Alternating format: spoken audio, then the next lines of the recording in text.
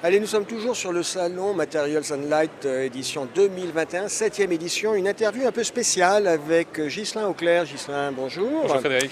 Ghislain, vous êtes le président de Wood Light, vous êtes un spécialiste de la biotech française et vous, en matière d'éclairage, ce sur quoi vous êtes en train de travailler, c'est l'élaboration de plantes luminescentes, c'est ça, hein? Tout à fait, oui. On essaye de rendre des végétaux luminescents.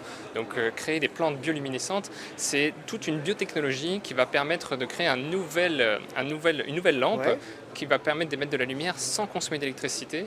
Parce qu'on connaît, il y a des animaux, il y a Oui. qui sont luminescents, Oui, tout à fait. Alors vous connaissez les lucioles, les forcément. lucioles. Mais bien sûr, il y a aussi d'autres poissons, il y a des méduses dans les fonds marins, il y a Absolument. beaucoup de choses, il y a même des champignons qui émettent de la Ça, j'ai luminescence. jamais vu. Les champignons.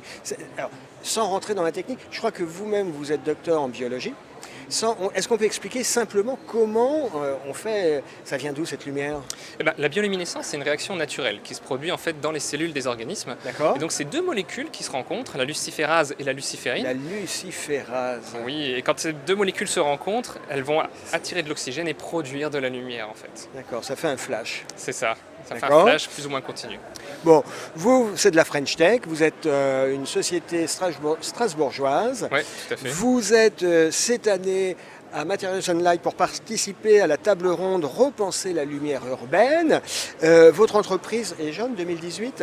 Oui, très jeune, 2018, mais pour une entreprise de recherche et développement, c'est encore assez, c'est encore assez jeune finalement, Oui, puisque oui, bah oui. il nous faut du temps pour développer cette technologie.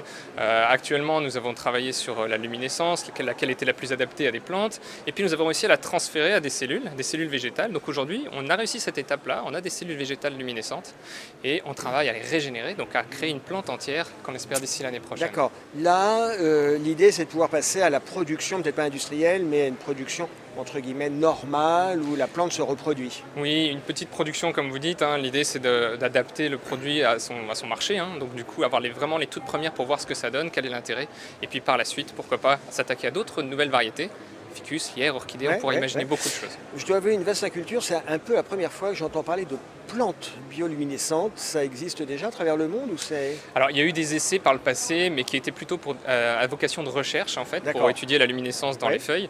Aujourd'hui on est vraiment sur quelque chose Appliqué. qui veut être appliqué, qui veut changer le monde, on veut vraiment apporter quelque chose dans les villes de demain. D'accord. Et donc c'est dans ce sens-là qu'on a essayé d'avoir une luminescence vraiment forte et vraiment intéressante pour Bon, là, on les peut faire un applications. cocorico.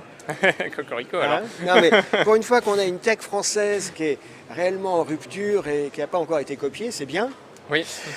Vous pensez commercialement être prêt quand? Alors je sais que c'est une question un peu triviale, vous êtes scientifique, mais enfin il y a un moment, les Ouais. startups ça a besoin aussi un peu de carburant.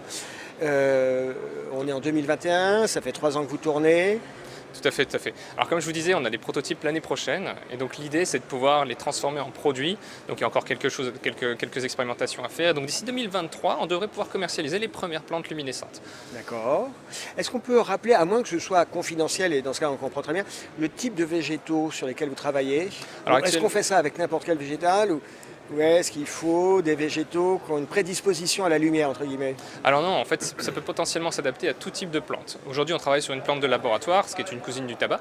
Mais par la suite, on imagine travailler sur ficus, lierre, orchidée, buissons, arbres. On peut vraiment imaginer plein de choses. Donc, imaginez comme dans le film Avatar, vraiment oui. tout plein de lumière, tout plein de couleurs, tout plein de formes en fait. Et donc des designs complètement différents qui pourraient s'adapter aux villes de demain. Bon, vous nous faites rêver. J'ai pas dit que vous vendiez du rêve, hein. Tant que je vous ai inspiré. Non, mais c'est inspirant, c'est très inspirant. Ghislain Auclair, on vous souhaite succès dans cette aventure entrepreneuriale et puis technologique et puis scientifique.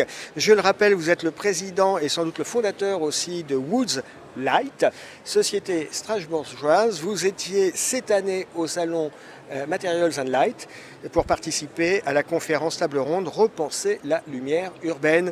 Ghislain, merci d'avoir été avec nous. Merci beaucoup. À Merci bientôt. vous. Au revoir.